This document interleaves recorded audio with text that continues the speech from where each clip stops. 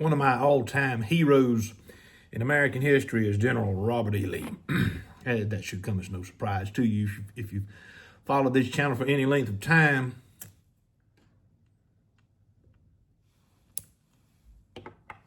But I want to share with you today a particular letter that I think is instructive for our time, for our age in which we live.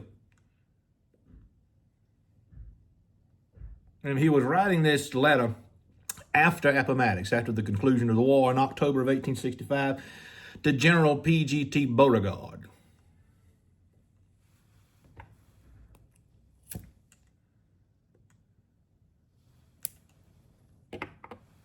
And so I'm going to read it to you. It's not very long, and then I want to discuss a bit about the relevance of the wisdom of General Lee, particularly in relation to the political and cultural conflicts that we're still plagued with in America. So, this is Lexington, Virginia, 3rd of October, 1865, to General Beauregard, New Orleans, Louisiana. My dear General, I have received your letter of the 1st and am very sorry to learn that the papers of yourself and Johnston are lost, or at least beyond your reach, but I hope they may be recovered. Mine never can be, though some may be replaced. Please supply all you can. It may be safer to send them by private hand, if practicable, to Mr. Casky at Richmond, or to me at this place. I hope both you and Johnston will write the history of your campaigns. Everyone should do all in his power to collect and disseminate the truth, in the hope that it may find a place in history and descend to posterity. I'm glad to see no indication in your letter of an intention to leave the country. I think the South requires the aid of her sons now more than at any period in her history. As you ask my purpose, I'll state that I have no thought of abandoning her unless compelled to do so. That's the introductory paragraph. So General Lee was very concerned after the war that his subordinate commanders would write their autobiographies or their accounts of the conflict. And he was instrumental in encouraging General Longstreet to write his memoirs from Manassas to Appomattox, which in my personal opinion is one of the most important and most engaging memoirs of the Civil War from the Southern perspective. Now, here's the paragraph that I really wanted to capitalize on and bring to your attention. And time for another little puff.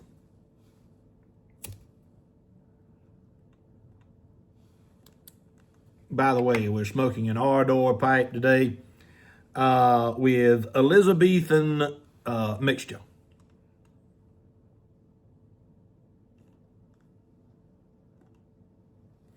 After the surrender of the Southern armies in April, listen now, the revolution in the opinions and feelings of the people seemed so complete, and the return of the Southern states into the union of all the states so inevitable, that it became, in my opinion, the duty of every citizen, the contest being virtually ended, to cease opposition and place himself in a position to serve the country. I, therefore, upon the promulgation of the proclamation of President Johnson on 29th May, which indicated his policy in the restoration of peace, determined to comply with its requirements and applied on the 13th of June to be embraced within its provisions.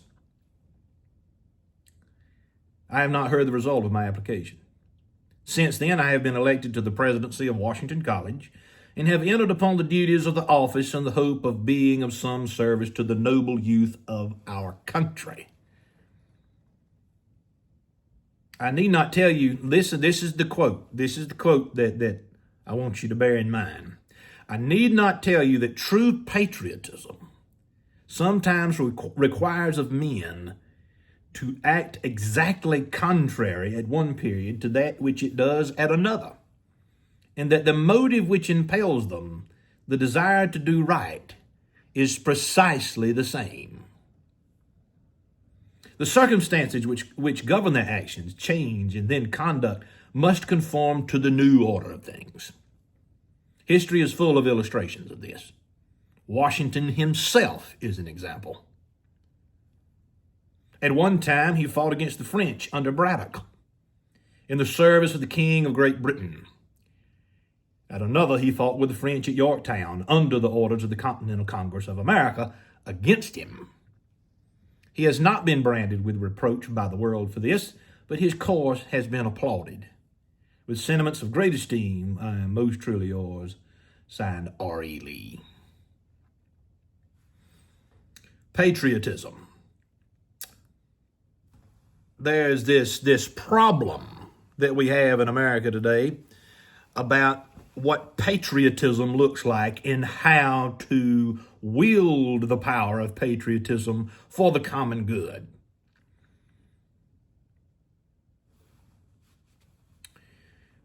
I sometimes have had people ask me, what do you think about the federal government using powers under the Trump administration to remove illegal immigrants and so forth? That's been hot and heavy in the news lately. I was at first very critical of the Trump administration in using federal power to essentially do what it needed to do. But now I have changed my mind. I'm going back to my knowledge of people like General Lee and people like George Washington. And I have to conclude that you do what you must do for the sake of what is right. Why is the federal government wielding such power over American cities and over American communities? Because it's the right thing to do. And I never thought I would say something like that. I never thought that I would say something like, the Washington, D.C. is right. But I think about the example of General Lee. General Lee had been in service in the United States Army for decades before Virginia seceded. And he did not take Virginia's secession lightly at all. It was a major decision for him to make, because as anybody who knows about the early 1861 period in Virginia, General Lee was offered command of the entire United States military force by President Lincoln. Well, the Army at least. Lee turned it down. Why? Because he couldn't fight against his own country, which he called Virginia. And why did he do that? Because in 1861, with the secession of Virginia, secession being something that he did not necessarily welcome, that he was powerless to influence, once the state seceded, he did what was the right thing to do. He fought for Virginia and eventually became the commander of the Army of Northern Virginia and one of the most beloved military commanders in American history.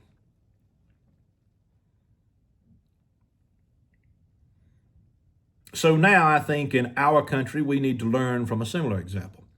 Now I don't think is the time for constant bickering among conservatives about the definition of conservatism, or constant bickering between Catholics and Protestants about how best to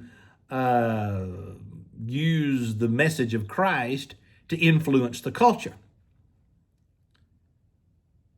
Those differences are important, but there's a call to duty, which I think we have to bear in mind now. I was watching a Benny Johnson video today. I think he put it out yesterday, where he was a part of an ICE raid in Chicago. And I've never been to any part of Chicago other than the airport. So I can't speak from experience about anything regarding Chicago. But I think Mr. Johnson made a very poignant point, a very important point in that video. He was walking in front of some protesters, some leftist protesters outside of the ICE headquarters in Chicago as they were getting ready to leave to go round them up. And people were voicing expletives about him. They knew who he was. With over 5 million subscribers, I guess you can't hardly help but know who he is. He's uttering expletive after expletive. And he said there's something to the effect that these are the kinds of people that we need to be pissing off. These are the kind of people that you want to be mad at you.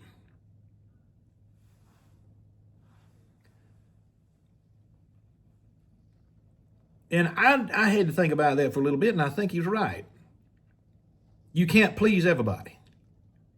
If you want to stand for what is right, for what is true, you have to do the best you can with what you have at any given point in time. And right now, what we've got is a lot of heated debate about what needs to happen to illegal immigrants. There's a lot of debate within the church about immigration. But I'd made a post on YouTube a few days ago, and I simply shared this observation. Excuse me. The country doesn't belong to anyone who doesn't respect and admire the founding principles.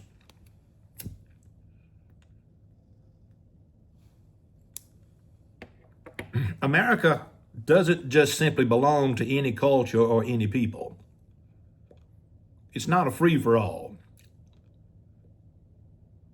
It's not, at the end of the day, supposed to be a melting pot.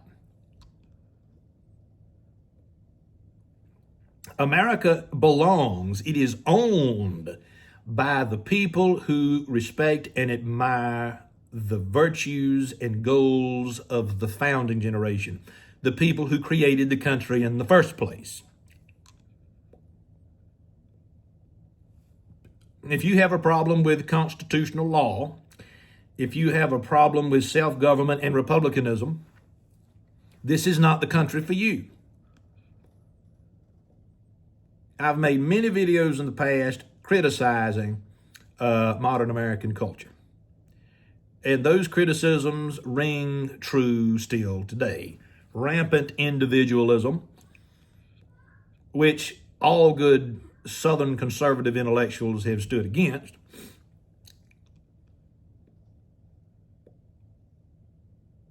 The secular humanist takeover of our colleges and universities. But those things are not caused by those people who want to preserve the country. They're caused by radical leftists. That may be that may be redundant.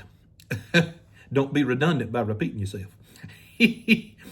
But the leftists have this agenda in mind to their understanding, their vision of the American future is entirely different from those on the right, and that's a big, big problem.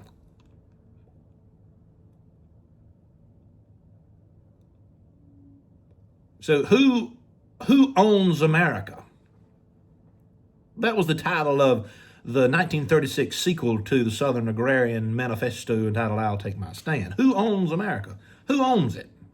And I would encourage you to read that 1936 publication if you've never encountered it before. Some excellent contributors. Hilaire Belloc, Andrew Lytle, Donald Davidson. Wonderful writers and thinkers. Does it belong to progressives, a futuristic society? Or does it belong to those who look to the past for instruction, who look to eternal principles, original principles, to help guide our pursuit through the challenges of the present day?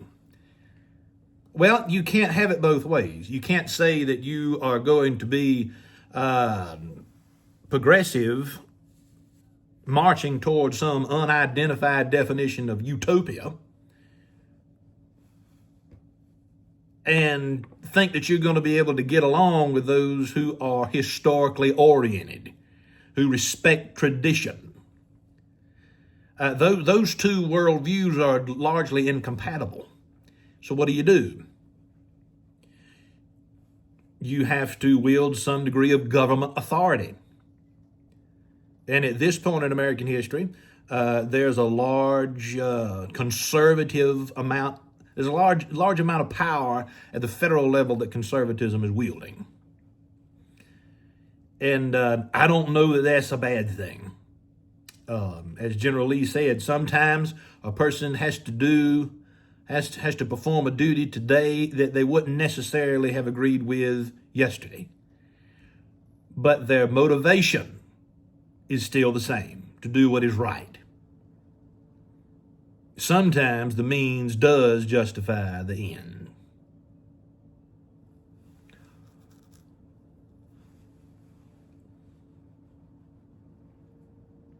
Sometimes the end justifies the means.